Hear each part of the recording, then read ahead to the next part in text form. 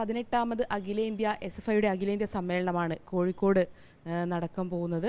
അതിൻ്റെ കൂടുതൽ വിശേഷങ്ങളൊക്കെ നമ്മളോട് SFIയുടെ അഖിലേന്ത്യാ പ്രസിഡൻ്റായിട്ടുള്ള VP സാനു തന്നെ പറയും. സഖാവെ, ഗുഡ് മോർണിംഗ്. സഖാവെ, SFIയുടെ 18ാമത് അഖിലേന്ത്യാ സമ്മേളനം കേരളത്തിൽ നടക്കുകയാണ്. 22 വർഷങ്ങൾക്ക് ശേഷമാണ് കേരളത്തിലേക്ക് അഖിലേന്ത്യാ സമ്മേളനം വരുന്നത്. എന്തൊക്കെ ഒരുക്കങ്ങൾ പൂർത്തിയായി? അതുപോലെ തന്നെ നമ്മൾ എടുത്തു പറയേണ്ട ഒരു കാര്യമുണ്ട്. ഈ ഒരു സമ്മേളന കാലയളവിൽ നമ്മളെ വിട്ടുപോയ പ്രധാനപ്പെട്ട കേരളത്തിലെയും ഇന്ത്യയിലെയും തന്നെ പ്രധാനപ്പെട്ട ഒരുപാട് നേതാക്കളുണ്ട്. സീതാറാം യെച്ചൂരി, കോടിയേരി ബാലകൃഷ്ണൻ പോലുള്ള SFIയുടെ മുതിർന്ന നേതാക്കൾ ആയിരുന്നു അവർ. അപ്പോൾ എങ്ങനെയൊക്കെയാണ് ഈ ഒരു സമ്മേളന കാലയളവിൽ ഉള്ള പ്രവർത്തനങ്ങൾ? എങ്ങനെയൊക്കെയാണ്? എന്തൊക്കെ ഒരുക്കങ്ങൾ പൂർത്തിയായി? എന്തൊക്കെയാണ് വിശേഷങ്ങൾ? സൂചിപ്പിച്ച പോലെ തന്നെ 2003 ശേഷം ആദ്യമായിട്ടാണ് 11ാം അഖിലേന്ത്യാ സമ്മേളനത്തിന് ശേഷം 18ാം അഖിലേന്ത്യാ സമ്മേളനത്തിനാണ് വീണ്ടും കോഴിക്കോട് വേദിയാവും. ഇത് കേരളത്തിൽ നടക്കുന്ന 4ാമത്തെ അഖിലേന്ത്യാ സമ്മേളനമാണ്. 1970 രൂപീകരണ സമ്മേളനം, അതിനുശേഷം 93 സമ്മേളനം, തിരുവനന്തപുരത്ത് വെച്ച് തന്നെയാണ് അത് നടന്നത്. അതിനുശേഷം 2003 കോഴിക്കോട് വെച്ച്, ഇപ്പോൾ 2025 വീണ്ടും കോഴിക്കോട്. അങ്ങനെ 4ാമത്തെ അഖിലേന്ത്യാ സമ്മേളനമാണ് കേരളത്തിൽ വെച്ച് നടക്കാൻ വേണ്ടി പോകുന്നത്. അപ്പോൾ സൂചിപ്പിച്ച പോലെ ഈ കാലയളവിൽ നഷ്ടപ്പെട്ടു പോയിട്ടുള്ളത് SFIയുടെ മുൻ പ്രസിഡൻ്റായിരുന്ന സഖാവ് Sitaram Yechury, SFI general secretary ആയിരുന്ന സഖാവ് നേപ്പാൾ ദേവ് ഭട്ടാചാര്യ, ഇവരുടെ പേരിലുള്ള മഞ്ചിലാണ് ഈ സമ്മേളനം നടക്കുന്നത്. സഖാവ് കോടിയേരി ബാലകൃഷ്ണൻ അന്തരിച്ചത് 2022 ഒക്ടോബർ മാസം 1-നാണ്. 2022 ഡിസംബറിൽ SFIയുടെ 17ാം അഖിലേന്ത്യാ സമ്മേളനം ഹൈദരാബാദിൽ വെച്ച് നടന്നു. അപ്പോൾ സഖാവ് കോടിയേരി ബാലകൃഷ്ണൻ തൊട്ടു മുമ്പത്തെ സമ്മേളനത്തിന് കാലയളവിലാണ് സഖാവ് നമ്മെ വിട്ട് പിരിഞ്ഞത്. സമ്മേളനത്തിൻ്റെ ഭാഗമായി ഈ സമ്മേളനത്തിൽ മുമ്പ് SFI ആവർത്തിച്ചിട്ടില്ലാത്ത ഒന്ന്, ഇപ്പോൾ ഒന്ന് SFIയുടെ ഈ ഇതിൻ്റെ സമ്മേളനത്തിൻ്റെ ഭാഗമായിട്ടുള്ള കൊടിമര ജാഥ സഖാവ് KV സുധീഷിൻ്റെ വീട്ടിൽ നിന്ന് ഇന്ന് ആരംഭിക്കും. അതുപോലെ തന്നെ പതാക ജാഥയും ദീപശിഖ ജാഥ, മധുരയിൽ നിന്ന് വരുന്ന ദീപശിഖ ജാഥയും ഇന്ന് മലപ്പുറം ജില്ലയിലേക്ക് ഇന്നലെ പ്രവേശിച്ച് കഴിഞ്ഞിട്ടുണ്ട്. വൈകുന്നേരത്തോടു കൂടി ഇത് 3 ജാഥകളും ഇവിടെ എത്തിച്ചേരും. ഇതിന് പുറമെ ഇത്തവണ തീരുമാനിച്ച SFIക്ക് രാജ്യത്താകെ 122 രക്തസാക്ഷികളുണ്ട്. കേരളത്തിൽ 35 പേരുണ്ട്, ബംഗാളിൽ 29 സഖാക്കളുണ്ട്, ആസാമിൽ 26 പേർ SFI പ്രവർത്തകർ കൊല ചെയ്യപ്പെട്ടിട്ടുണ്ട്, തെലങ്കാനയിൽ 5 പേർ, തമിഴ്നാട്ടിൽ 3, രാജസ്ഥാനിൽ 3, ഡൽഹിയിൽ 1, അങ്ങനെ രാജ്യത്തിൻ്റെ ത്രിപുരയിലും പഞ്ചാബിലും UP-യിലുമെല്ലാം SFI സഖാക്കൾ വിവിധ പ്രതിലോമ ശക്തികളാൽ കൊല ചെയ്യപ്പെട്ടിട്ടുണ്ട്. അപ്പോൾ ഈ ആളുകളുടെ എല്ലാം വീടുകളിൽ നിന്ന് ഒരു പതാക എടുക്കണമെന്നുള്ളതാണ് SFI തീരുമാനിച്ചത്. അങ്ങനെ ഈ 122 സാക്ഷികളുടെ കുടുംബങ്ങളിൽ നിന്നും ഇത്തവണ പതാകകൾ സമ്മേളന നഗരി എത്തിക്കഴിഞ്ഞിട്ടുണ്ട്. 27-ന് നാളെ രാവിലെ സമ്മേളന നഗരിക്ക് പൊതുസമ്മേളനത്തിന് തുടക്കം കുറിച്ചുകൊണ്ട് പതാക ഉയർത്തിക്കഴിഞ്ഞാൽ ഈ 122 ഫ്ലാഗ് പോസ്റ്റുകളിലും വിവിധ ഭാഷകളില്ല, ആ സഖാവ് ഏത് സംസ്ഥാനത്താണോ ആ സംസ്ഥാനത്തു നിന്നുള്ള ഭാഷയിൽ ആ പതാക സമ്മേളന നഗരിയിൽ ഉയരും. നമ്മൾ ഇപ്പോൾ കേരളത്തിലെ ഒരു പ്രക്ഷോഭത്തിലേക്കൊക്കെ കടക്കുകയാണ്. SFI ഗവർണറുടെ ഒരു പ്രവർത്തനങ്ങൾ കാരണം രാജ്ഭവനെ ഉൾപ്പെടെ അല്ലെങ്കിൽ നമ്മുടെ വിദ്യാഭ്യാസ മേഖല ഉൾപ്പെടെ കാവ്യവൽക്കരിക്കാൻ ശ്രമിക്കുന്ന ഒരു പ്രവണതയിലേക്ക് ഗവർണർ ഉൾപ്പെടെ പോവുകയാണ്. ഇന്ത്യയിലെ ഗവർണർ ഉൾപ്പെടെ ഉന്നത വിദ്യാഭ്യാസ നയങ്ങൾക്ക് ഉൾപ്പെടെ അവരൊരു വിലങ്ങുതടിയായി മാറുകയാണ്. അതിനെ SFI എങ്ങനെ നോക്കിക്കാണുന്നു? ഈ ഗവർണർ എന്ന് പറഞ്ഞാൽ ഒരു സാമന്ത രാജാവ് എന്നുള്ള നിലക്കാണ് ഇപ്പോൾ നിൽക്കുന്നത്. അപ്പോൾ കേരളത്തിലെ ഗവർണർ മാത്രമല്ല, തമിഴ്നാട്ടിലെ ഗവർണർ നേരത്തെ ഉണ്ടായിരുന്നത്, കേരളത്തിലെ ഗവർണർ കുറേ ഷോ ഓഫൊക്കെ കാണിച്ച് കുറച്ച് പുറത്തൊക്കെ ഇറങ്ങി ചില പ്രയോഗങ്ങളൊക്കെ നടത്തി മാധ്യമപ്രവർത്തകരോട് ഷൗട്ട് ചെയ്ത് ഇങ്ങനെ കുറച്ച് ഷോ ആയിരുന്നു. അദ്ദേഹം പ്രകടനപരത വളരെ കൂടുതലായിരുന്നു. എന്നാൽ അതേസമയം തമിഴ്നാട് ഗവർണർ RN രവി അദ്ദേഹം വളരെ സൈലൻ്റായി, ഇത് വേറെ ഇത്തരത്തിലുള്ള ഷോ ഓഫൊന്നുമില്ല, ഈ പ്രകടനപരതയൊന്നുമില്ല, വളരെ കൃത്യമായി RSS അജണ്ട നടപ്പാക്കാനുള്ള ശ്രമം ഉണ്ടായിരുന്നു. ആനന്ദ് ബോസ് ബംഗാളിലും അത് തന്നെയാണ് ചെയ്തിരുന്നത്. ഇപ്പോൾ കേരളത്തിൽ വന്നിട്ടുള്ള ഗവർണർ ഈ ആരിഫ് മുഹമ്മദ് ഖാനേക്കാൾ അപകടകാരിയാണ്. ആരിഫ് മുഹമ്മദ് ഖാൻ കുറേ ഈ പറയുന്ന പ്രകടനപരതയും മറ്റുമൊക്കെ വെച്ച് ഇതെന്തോ ഉണ്ട് എന്ന് വരുത്താൻ ശ്രമിക്കുന്നു എന്നതിനപ്പുറത്തേക്ക് വളരെ കൃത്യമായി ഈ സംഘ അജണ്ട കേരളത്തിൽ നടപ്പാക്കാൻ, കാരണം കേരളത്തിൽ വളരെ കൃത്യമായും അതിന് എതിരായിട്ട് നിൽക്കുന്ന ഒരു സമീപനമുണ്ട്. അപ്പോൾ NCERT ടെക്സ്റ്റ് ബുക്കുകളിൽ നിന്ന് പ്രധാനപ്പെട്ട ചരിത്ര ഭാഗങ്ങൾ വെട്ടിമാറ്റി. പക്ഷെ കേരളം തീരുമാനിച്ചു അത് ഇവിടെ പഠിപ്പിക്കും. ഇങ്ങനെ ഓരോ കാര്യത്തിലും ഇവരെടുക്കുന്ന തീവ്ര ആശയങ്ങൾ, ഹിന്ദുത്വ, വർഗീയത, അതിനെതിരായിട്ടുള്ള ശക്തമായ നിലപാടെടുക്കുന്ന സംസ്ഥാനമാണ് കേരളം. വിദ്യാഭ്യാസ മേഖലയെ കൈയടക്കുക എന്നുള്ളത് വളരെ കൃത്യമായി ഇവരുടെ ലക്ഷ്യമാണ്. ആ വിദ്യാഭ്യാസ മേഖലയെ കൈയടക്കുന്നതിന് തടസ്സമായി നിൽക്കുന്നത് സംസ്ഥാനങ്ങൾ, അവർക്ക് ഭരണമില്ലാത്ത സംസ്ഥാനങ്ങളാണ്. അവിടെയെല്ലാം ഈ ഗവർണർമാർ അവരൊരു സാമന്ത രാജാക്കന്മാരെ പോലെ പെരുമാറുന്നു. അവർക്ക് എന്തോ അധികാരം, അവർക്ക് സത്യത്തിൽ എന്ത് അധികാരമാണുള്ളത്? അംബേദ്കർ തന്നെ പറഞ്ഞത് ഇതൊരു ആലങ്കാരിക പദവിയാണ് ഗവർണർ എന്നുള്ളതാണ് ഭരണഘടനാ ശില്പി ഡോക്ടർ BR അംബേദ്കർ പറഞ്ഞിട്ടുള്ളത്. അതിനപ്പുറത്തേക്ക് യാതൊരുവിധ അധികാരമില്ല. ഇന്ത്യയിൽ രാഷ്ട്രപതിയും ഉപരാഷ്ട്രപതിയും ഉൾപ്പെടെ എല്ലാവരും തെരഞ്ഞെടുപ്പിലൂടെ അധികാരത്തിൽ വരുന്നവരാണ്. പക്ഷേ ഗവർണർ മാത്രം തെരഞ്ഞെടുപ്പിലൂടെ അധികാരത്തിൽ വരുന്നതല്ല. രാഷ്ട്രീയമായി ആരുടെ പക്ഷത്ത് നിൽക്കുന്നുവോ, ആർക്ക് നന്നായി മസാജ് ചെയ്ത് കൊടുക്കുന്നുവോ അത്തരം ആളുകളെയാണ് ഭരണക്കാർക്ക് മസാജ് ചെയ്ത് കൊടുക്കാൻ തയ്യാറുള്ള ആളുകളെ ആക്കാൻ വേണ്ടിയിട്ട്, അല്ലെങ്കിൽ ചില സമയത്തൊക്കെ അതൊരു എന്താ പറയുക, ഒരു റീഹാബിലിറ്റേഷൻ ഷെൽട്ടർ എന്നൊക്കെയുള്ള നിലക്കൊക്കെ തന്നെ മാറാറുണ്ട്. കാരണം മറ്റ് പരിപാടിക്കൊന്നും ഉപയോഗിക്കാൻ പറ്റാത്ത, സംസ്ഥാനത്തിൻ്റെ ഭരണത്തിലോ മന്ത്രിയോ കേന്ദ്രത്തിലോ ഉപയോഗിക്കാൻ കഴിയാത്ത ആളുകളെ കൊണ്ടുപോയി വിടുന്ന സ്ഥലമായിട്ട് മുമ്പ്, അത്തരം ഡംപിങ് യാർഡായിട്ട് മുമ്പ് ഉപയോഗിച്ചിരുന്നു. ഇപ്പോൾ അത് കൃത്യമായി അവരുടെ അജണ്ട നടപ്പാക്കാനുള്ള ഒരു സംവിധാനമായിട്ട് ഈ ഗവർണർ ഉപയോഗിക്കുക. അപ്പോൾ ഇത് പെട്ടെന്ന് ഇപ്പോൾ തുടങ്ങിയൊരു സമരമല്ല. ഇപ്പോൾ ഗവർണർ രാജേന്ദ്ര അർലേക്കറാണ്, അദ്ദേഹത്തിനെതിരെ പെട്ടെന്ന് തുടങ്ങിയതല്ല.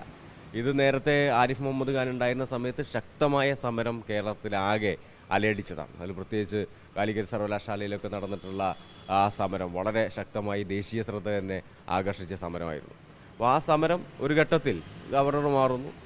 ആ ഘട്ടത്തിൽ വന്ന് അദ്ദേഹം എന്താണ് അതിൻ്റെ ഒരു സ്വഭാവം, എങ്ങനെയാണ് അദ്ദേഹം നീങ്ങുന്നത് എന്ന് നോക്കാൻ എന്നുള്ളതിൻ്റെ സമയം മാത്രമാണ് അതിനിടയിൽ വന്നത്. അതും ഒരു ഗ്യാപ്പ് എന്ന് പറയാനുള്ള സമയം പോലും അദ്ദേഹം തന്നിട്ടില്ല. തുടർച്ചയായി അടുത്ത സമരഘട്ടത്തിലേക്ക് പോകേണ്ട സ്ഥിതിയിലേക്ക് ഈ കേരളീയ സമൂഹത്തെ എത്തിച്ചിട്ടുണ്ട്. അത് വളരെ ശക്തമായി തന്നെ SFI ഏറ്റെടുത്തിട്ടുണ്ട്. അത് ഇനിയും തുടർന്നു പോകും.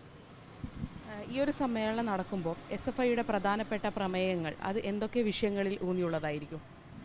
പ്രധാനമായിട്ടും ഈ ദേശീയ വിദ്യാഭ്യാസ നയം ഇപ്പോൾ നടപ്പാക്കിക്കൊണ്ടിരിക്കുകയാണ്. അപ്പോൾ ദേശീയ വിദ്യാഭ്യാസ നയം നടപ്പാക്കിക്കൊണ്ടിരിക്കുന്നതിൻ്റെ ഒരുപാട് പ്രശ്നങ്ങൾ ഇപ്പോൾ വിവിധ മേഖലകളിൽ അനുഭവിച്ചുകൊണ്ടിരിക്കുകയാണ്. അപ്പോൾ ഇന്ത്യയിൽ സ്കൂളുകൾ അടച്ചുപൂട്ടുക എന്നുള്ളത് കേരളത്തിൽ അതിനൊരു വലിയ മാതൃക കാണിച്ചതാണ്. കാരണം UDF 2016 വരെ ഉണ്ടായിരുന്ന UDF ഗവൺമെൻറ് അടച്ചുപൂട്ടാൻ തീരുമാനിച്ച സ്കൂളുകളെപ്പോലും, എയ്ഡഡ് സ്കൂളുകളെപ്പോലും സംസ്ഥാന സർക്കാർ ഏറ്റെടുത്തുകൊണ്ട് വലിയ മികച്ച കേന്ദ്രങ്ങളാക്കി മാറ്റിയിട്ടുണ്ട്. എന്നാൽ ഇന്ന് രാജ്യത്ത് ലക്ഷക്കണക്കിന് വിദ്യാഭ്യാസ സ്ഥാപനങ്ങൾ അടച്ചുപൂട്ടുകയാണ്. ഇത് നേരത്തെ ലാഭകരമല്ല എന്ന് പറഞ്ഞിട്ടാണ് അടച്ചുപൂട്ടിയിരുന്നത്. ഇപ്പോൾ മെർജിങ് എന്നാണ് പറയുന്നത്. ചില ഒരു പ്രദേശത്തെ പ്രധാനപ്പെട്ട സ്കൂളുമായി അതിനോട് ചേർന്ന് നിൽക്കുന്ന സ്കൂളുകളെല്ലാം ചേർന്ന് മെർജ് ചെയ്യുന്നു എന്നുള്ളതാണ്. ഈ മെർജിങ് നടക്കുമ്പോൾ സംഭവിക്കുന്നത് എന്താണെന്ന് വെച്ചാൽ, ഇപ്പോൾ ബഹുഭൂരിപക്ഷം റൂറൽ മേഖലയിൽ, റൂറൽ ഏരിയയിലെ സ്കൂളുകൾ അടച്ചുപൂട്ടുകയാണ്.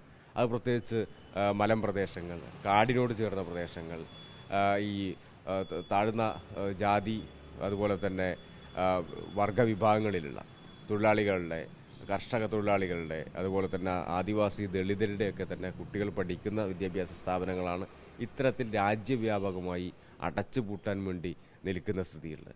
ഉന്നത വിദ്യാഭ്യാസ രംഗത്തേക്ക് വന്നിട്ടുണ്ടെങ്കിൽ ഇന്ത്യയിലെ ഹയർ എഡ്യൂക്കേഷൻ എൻറോൾമെൻറ്റ് റേഷ്യോ സർക്കാരിൻ്റെ കണക്ക് പ്രകാരം തന്നെ ഏതാണ്ട് 28% നിൽക്കുകയാണ്.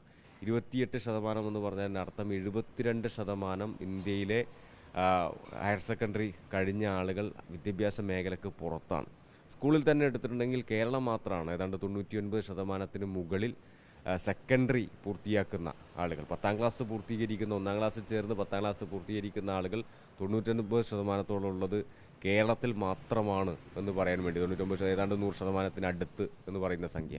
ബാക്കി എല്ലാ സംസ്ഥാനങ്ങളും, ആ സംസ്ഥാനങ്ങളിലൊക്കെ തന്നെ ആ സംഖ്യ കൂടിക്കൊണ്ടിരിക്കുകയാണ്. അത് സ്കൂൾ ഈ അടച്ചുപൂട്ടുന്നത് അതിനൊരു പ്രധാനപ്പെട്ട പ്രശ്നമാണ്. അവിടെ ഈ ഉന്നത വിദ്യാഭ്യാസ രംഗത്തേക്ക് എടുത്താൽ ബഹുഭൂരിപക്ഷം പോസ്റ്റുകളും വേക്കൻ്റാണ്. എല്ലായിടത്തും ഇപ്പോൾ സ്ഥിരം നിയമനം എന്ന് പറയുന്നത് ഇല്ലാതായിക്കൊണ്ടിരിക്കുകയാണ്. അവിടങ്ങളെല്ലാം താൽക്കാലിക നിയമനമാണ്. ഇനി ഈ സ്ഥിരം നിയമനം തന്നെ കിട്ടുന്നത് ഇപ്പോൾ ഹരിയാന പോലെയുള്ള, ഹിമാചൽ പ്രദേശ് പോലെയുള്ള തുടങ്ങിയിട്ടുള്ള സംസ്ഥാനങ്ങളൊക്കെ ഉണ്ട്, ഉത്തരേന്ത്യയിലെ സംസ്ഥാനങ്ങൾ. ഈ ഉത്തരേന്ത്യയിലെ സംസ്ഥാനങ്ങളിലൊക്കെ പ്രത്യേകത എന്ന് പറഞ്ഞാൽ ആദ്യത്തെ പ്രൊബേഷൻ പീരീഡ് നമുക്കറിയാം 1 വർഷമാണ്. ചിലതിന് 2 വർഷം വരെ പോകുന്നത് 9 മാസം വരുന്നുണ്ട്. ഇവിടെ 5 വർഷവും 8 വർഷവും ഒക്കെയാണ് പ്രൊബേഷൻ പീരീഡ്. ഈ 5 വർഷവും 8 വർഷത്തിനിടയിൽ ബേസിക് പേയ്മെൻ്റ് അല്ലാതെ നിങ്ങൾക്കൊന്നും കിട്ടില്ല. നിങ്ങൾ സർക്കാർ ജീവനക്കാരനാണോ? ആണ്. പക്ഷെ ആനുകൂല്യങ്ങൾ എന്തെങ്കിലും ഉണ്ടോ? ഒന്നുമില്ല. നിങ്ങൾക്ക് DAയോ മറ്റൊരു നിലക്കുള്ള അതിൽ ആ സമയത്തെ പെൻഷന് നിങ്ങൾക്ക് അർഹതയില്ല. അത്തരത്തിൽ ഈ പറയുന്ന ജീവനക്കാരായിട്ട് കയറുന്ന ആളുകളെ പോലും കൃത്യമായി പരിഗണിക്കാൻ വേണ്ടി തയ്യാറാവുന്നില്ല.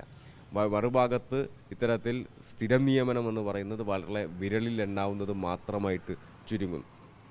IIT NIT പോലുള്ള സ്ഥാപനങ്ങളാണെങ്കിൽ ഫീസ് തുടർച്ചയായി ഉയർത്തിക്കൊണ്ടേയിരിക്കുകയാണ്. ഓരോ വർഷവും ഫീസ് ഉയർത്തിക്കൊണ്ടിരിക്കുകയാണ്. ഇപ്പോൾ NITയിലോ IITയിലൊക്കെ സാധാരണക്കാരനായിട്ടുള്ള ഒരാൾക്ക് പഠിക്കുക എന്നുള്ളത് സാധ്യമല്ല. മുമ്പാണെങ്കിൽ വേണമെങ്കിൽ ലോൺ എടുത്ത് പഠിച്ച് കോഴ്സ് പൂർത്തീകരിക്കാമെന്നുണ്ടായിരുന്നു. ഇപ്പോൾ ലോൺ എടുത്ത് പഠിച്ച് കോഴ്സ് പൂർത്തീകരിക്കൽ സാധ്യമല്ല. കാരണം ആ ലോൺ എടുത്ത് പഠിക്കാൻ തുടങ്ങിയിട്ടുണ്ടെങ്കിൽ കുറച്ച് കഴിയുമ്പോൾ നിങ്ങൾ ഏതെങ്കിലും അർത്ഥത്തിൽ പിന്നോക്കമാണ്, അതായത് സാമ്പത്തികമോ സാമൂഹികമോ ആയി നിങ്ങൾ പിന്നാക്കമാണെങ്കിൽ തുടർച്ചയായി നിങ്ങൾക്കെതിരായിട്ടുള്ള വളരെ ഭീകരമായിട്ടുള്ള മാനസിക പീഡനങ്ങളാണ് നേരിടുന്നത്. ഇപ്പോൾ മദ്രാസ് IITയിൽ ഫാത്തിമ എന്ന് പറയുന്ന കൊല്ലത്ത് ഉള്ള പെൺകുട്ടി ആത്മഹത്യ ചെയ്തപ്പോഴാണ് കേരളം അത് ശ്രദ്ധിച്ചത്. പക്ഷേ NITകളും IITകളും ഒക്കെ തന്നെ ആത്മഹത്യയുടെ കൂടാരങ്ങളായി മാറിക്കൊണ്ടിരിക്കുകയാണ്. അപ്പോൾ ഉന്നത വിദ്യാഭ്യാസ രംഗത്ത് നിന്ന് സമൂഹത്തിലെ വലിയൊരു വിഭാഗത്തെ, ഒരു മേൽത്തട്ടിനെ ഒഴിച്ച് ബാക്കി എല്ലാവരെയും തുടച്ചു നിൽക്കുന്ന സമീപനമാണ്. അതുപോലെ തന്നെ central university common entrance test നടത്തിക്കൊണ്ട് ഇന്ന് വിവിധ സർവകലാശാലകൾക്കുള്ള റിക്രൂട്ട്മെൻറ്റ്, ഇപ്പോൾ പ്രാദേശിക ഭാഷകളിൽ പഠിച്ച ആളുകൾക്ക് അത്തരത്തിലുള്ള സ്ഥാപനങ്ങളിലേക്ക് കയറാൻ പറ്റാത്ത അവസ്ഥ ഉണ്ടാക്കുന്നു. ഇപ്പോൾ നീറ്റും അതുപോലെ തന്നെ UGCയുടെ നെറ്റും ഉൾപ്പെടെയുള്ള എല്ലാ പരീക്ഷകളും NTA ഏൽപ്പിച്ചിരിക്കുക. എല്ലാ കോമ്പറ്റേറ്റീവ് എക്സാമും ഒരു അക്കാഡമിക് ബോഡി അല്ലാത്ത NTA നാഷണൽ ടെസ്റ്റിംഗ് ഏജൻസി ഏൽപ്പിച്ചിരിക്കുകയാണ്. അതിൻ്റെ ഭാഗമായിട്ട് എന്താ ഉണ്ടായത്? ഇപ്പോൾ കഴിഞ്ഞ നീറ്റ് പരീക്ഷ എഴുതുക. നീറ്റ് പരീക്ഷ ലക്ഷങ്ങൾ ഇന്ത്യയിൽ എഴുതുന്നൊരു പരീക്ഷയാണ് ഈ നീറ്റ് പരീക്ഷ. വളരെ പ്രതീക്ഷയോടുകൂടി രക്ഷിതാക്കളും കുട്ടികളും കാണുന്നൊരു പരീക്ഷയാണ്. ആ നീറ്റ് പരീക്ഷയുടെ റിസൾട്ട് വൈകുകയാണ്. എന്താ കാരണം? മധ്യപ്രദേശിൽ ആ സമയത്ത് ഇലക്ട്രിസിറ്റി ഉണ്ടായിരുന്നില്ല. പല സ്ഥലത്തും വൈദ്യുതി ബന്ധം വിച്ഛേദിക്കപ്പെട്ടു. അതിൻ്റെ കാരണമായിട്ട് ഇന്ത്യയിലാകെ നടന്ന പരീക്ഷയുടെ റിസൾട്ട് പബ്ലിഷ് ചെയ്യാൻ വേണ്ടി പറ്റാതെ പോവുകയാണ്. നേരത്തെ തന്നെ SFI സൂചിപ്പിച്ചാണ് ഇത് വരുന്ന ഘട്ടത്തിൽ തന്നെ ഇന്ത്യയിലൊട്ടാകെ ഒരേ പരീക്ഷ എന്ന് പറയുന്നത് പ്രായോഗികമായിട്ടുള്ളതല്ല എന്നുള്ളത്. അപ്പോൾ ഇത്തരത്തിൽ വിദ്യാഭ്യാസ മേഖലയുമായി ബന്ധപ്പെട്ട് ഒരുപാട് പ്രശ്നങ്ങൾ, തൊഴിൽ മേഖലയാണെങ്കിൽ അതിലേറെ രൂക്ഷമായിട്ടുള്ള പ്രശ്നം നിലനിൽക്കുകയാണ്. തൊഴിൽ എന്ന് പറയുന്നത് നമ്മുടെ സൈന്യത്തിൽ പോലും അഗ്നിപഥ് പദ്ധതി വന്നു കഴിഞ്ഞു. അതിൻ്റെ ഭാഗമായി ട്രെയിനിങ് ഇല്ലാത്ത പട്ടാളക്കാരാണ് ഇന്ന് നമ്മുടെ അതിർത്തി കാക്കുന്നത്. ഇപ്പോൾ പാകിസ്ഥാനിൻ്റെ നിന്നൊക്കെ ഇപ്പോൾ ആക്രമണം ഉണ്ടാകുന്ന ഒരു ഘട്ടത്തിൽ പോലും രാജ്യസുരക്ഷയെ പോലും ബാധിക്കുന്ന വിധത്തിലാണ്. ഈ തൊഴിലില്ലായ്മ എത്രമാത്രം രൂക്ഷമാണ് രാജ്യത്ത് എന്നതിൻ്റെ തെളിവാണ് ഇപ്പോൾ യൂണിയൻ ഗവൺമെൻറ് കൊടുക്കുന്ന പ്രയോറിറ്റി, വിദ്യാഭ്യാസ മേഖലയ്ക്ക് കൊടുക്കുന്ന പ്രയോറിറ്റി ഏറ്റവും കൂടുതൽ കൊടുക്കുന്നത് സ്കിൽ ഡെവലപ്മെൻറ്റാണ്. സ്കിൽ ഡെവലപ്മെൻറ്റ് അതുപോലെ തന്നെ മറ്റ് തൊഴിലധിഷ്ഠിത വിദ്യാഭ്യാസം എന്നുള്ള സ്കില്ല് ഡെവലപ്പ് ചെയ്യുക, തൊഴിലധിഷ്ഠിത വിദ്യാഭ്യാസം കൂടുതൽ മെച്ചപ്പെടുത്തുക, അല്ലെങ്കിൽ കൂടുതൽ അത് വേണ്ട എന്നുള്ള അഭിപ്രായം ഞങ്ങൾക്കില്ല. പക്ഷേ ആ തൊഴിലധിഷ്ഠിത വിദ്യാഭ്യാസത്തിന് പ്രാധാന്യം കൊടുക്കുക വഴി അത് സൂചിപ്പിക്കുന്നത് തൊഴിലില്ലായ്മ എത്രമാത്രം ഇന്ത്യയിൽ രൂക്ഷമാണെന്നുള്ളതാണ്. മാത്രമല്ല റിസർച്ച് മേഖലയ്ക്ക് ഒട്ടും പ്രാധാന്യം നൽകാതെ റിസർച്ച് മേഖലയിലുള്ള ഫെലോഷിപ്പുകൾ നിരന്തരമായി വെട്ടിക്കുറച്ചും അത് കൊടുക്കാതെ വെച്ചും ഉള്ള ശ്രമങ്ങളും നടത്തിക്കൊണ്ടിരിക്കുകയാണ്. അപ്പോൾ ഇത്തരത്തിൽ ഒട്ടനവധിയായിട്ടുള്ള വിഷയങ്ങൾ വിദ്യാഭ്യാസ മേഖലയുമായി ബന്ധപ്പെട്ട്, അതുപോലെ തന്നെ വിദ്യാഭ്യാസ മേഖലയിലെ വർഗീയവൽക്കരണവുമായി ബന്ധപ്പെട്ടുകൊണ്ട്, തൊഴിലില്ലായ്മയുമായി ബന്ധപ്പെട്ട് നിരവധിയായിട്ടുള്ള പ്രശ്നങ്ങൾ രാജ്യം അഭിമുഖീകരിച്ചുകൊണ്ടിരിക്കുകയാണ്. ഇത്തരം വിഷയങ്ങളുമായി ബന്ധപ്പെട്ടെല്ലാം ശക്തമായിട്ടുള്ള പ്രമേയങ്ങൾ ഈ സമ്മേളനത്തിൻ്റെ ഭാഗമായിട്ടുണ്ടാവും.